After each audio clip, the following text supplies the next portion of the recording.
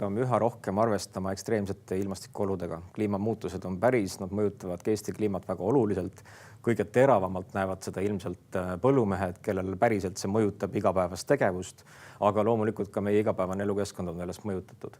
Ja Pärnu näide on selles mõttes veel huvitav, et just üleeile pärast seda, kui tehti teatavaks, kes on esimene Eesti riigiarhitekt, helistas mulle Mark Soosaar Pärnust ja hakkas rääkima, et üks ajend, miks tema toona kunagi hakkas rääkima riigiarhitekti institutsiooni vajadusest, oligi seesama Pärnu üleujutus. Ja miks tema ajend just nimelt see oli see, et ka tema hakkas mõtisklema selle üle, et just nimelt sellised kohad, kus on näha, et hea ruumi tagamine eeldab hästi erinevate teadusasutuste, distsipliinide, omavalitsuste, riigiasutuste koostööd, et ruumi planeerimises selline koostöö on A ja O. Ja meil on vaja riigi tasandil ka selliseid ruumikompetentse aina suurendada ja sellist osakondade ja osapoolte koostööd ka tegelikult aina parandada. Et sealt tekkis temal ka see mõte, et vaatame ümberringi erinevates riikides, kuidas seal on lahendatud selline ruumikompetents.